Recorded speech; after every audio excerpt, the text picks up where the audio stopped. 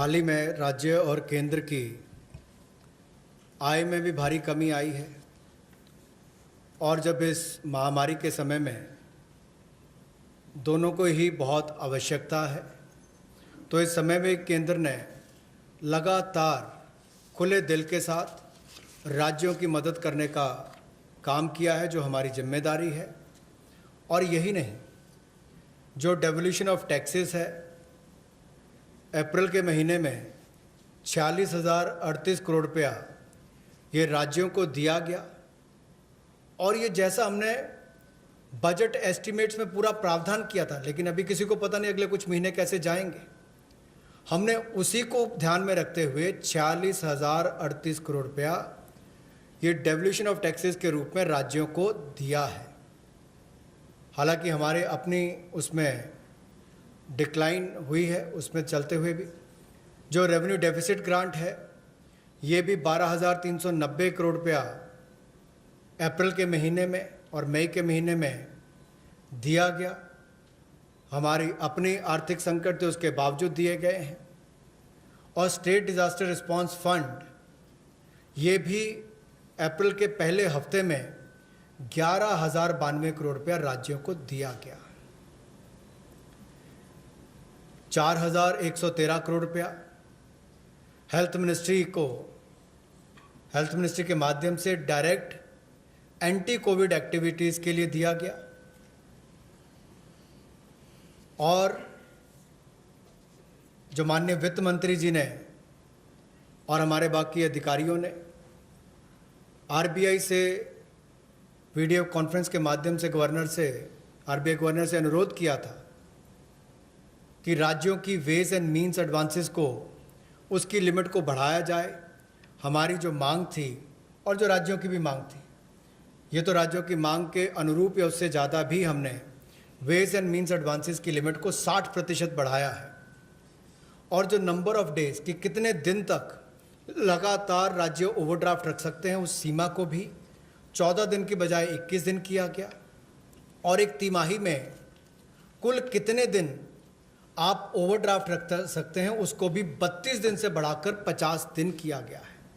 एक तिमाही में 50 दिन तक ओवरड्राफ्ट अब राज्य रख सकते हैं। उस दिशा में भी ये केंद्र ने जो अनुरोध आरबीआई से किया था वो सब उन्होंने किया है, इसलिए हम उनका शुक्रिया भी अदा करते हैं। अब जो नेट बोरिंग की बात आती है, उसमें राज्यों ने मांग की थी कि जो उनका सकल राज्य घरेलू उत्पाद है उसके 3% की बजाय, यानी कि उनकी जीएसडीपी के 3% की बजाय उससे बढ़ाकर उनको अवसर दिए जाए। तो इसमें भी माननीय वित्त मंत्री जी और प्रधानमंत्री जी ने जो राज्यों की बोरिंग की सीलिंग है उसको बढ़ाया है और इसको 3% से बढ़ाकर विशेष बढ़ोतरी की है। 3% से बढ़ाकर 5% किया है, जो लगभग 70% की वृद्धि है। लेकिन जो अभी भी हमने इससे पहले उनको अनुमति दी थी कि जो आपका 3% भी है, आप उसका ज़्यादा पैसा पहले रेज कर सकते हो, पहले तिमाही में, इन 2 महीनों में। उसमें भी जो 75% उनको ऑथराइज़ किया था मार्च महीने में, और राज्यों के ऊपर हमने छोड़ दिया था कि आप जितना लेना चाहें 75% तक आप ले सकते हैं, उसमें भी केवल 14% तक ही उन्होंने अपनी जो ऑथराइज लिमिट थे उसका बोरो किया है। 86% अभी तक भी उन्होंने उसका इस्तेमाल नहीं किया। लेकिन उसके बावजूद हम इसको 3% से बढ़ाकर 5% कर रहे हैं। ये अपने आप में एक बड़ी कदम उस दिशा में लिया है जो केंद्र ने राज्यों की मदद करने के लिए लिया, और जो उनकी मांग थी उसको पूरा भी किया है। इससे राज्यों को 4,28,000 करोड़ रुपया अतिरिक्त संसाधन मिलेंगे, जिससे राज्यों को बहुत बल मिलेगा। I move to the next one, which is also about the state governments and the extra borrowing limits that we are extending. Part of the borrowing will be linked to specific reforms. From 3 to 5 is the increase.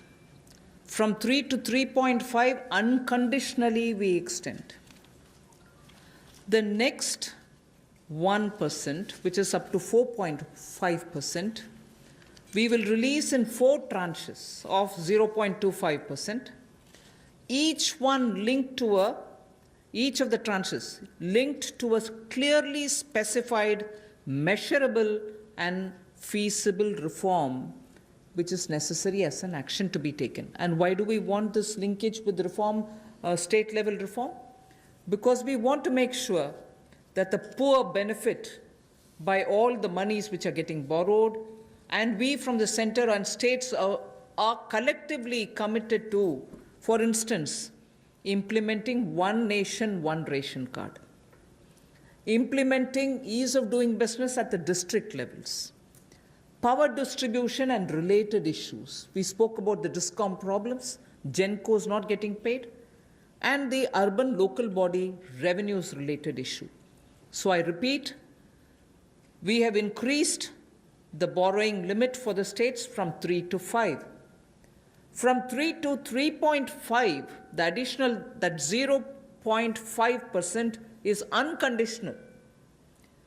After that, up to 4.5, that 1% increase will be released in 4 tranches, and each one of those tranches will be linked to reforms which have to be taken with specified, measurable, feasible action. The next one, which is another 0.5, because I would have touched 4.5 with that, the last 0.5 will be given as soon as the milestones are achieved, not in all the 4, but at least in 3 of these conditions. So if you're talking of one nation, one ration card, ease of doing business, power distribution related matters, urban local bodies matter, there are 4. From among the 4, if at least 3 are completed, the last 0.5% will be released. So 3.5 unconditional, another 1% in 4 tranches linked to 4 of those different measures, and the last 0.5 to be released once at least 3 of those 4 are achieved.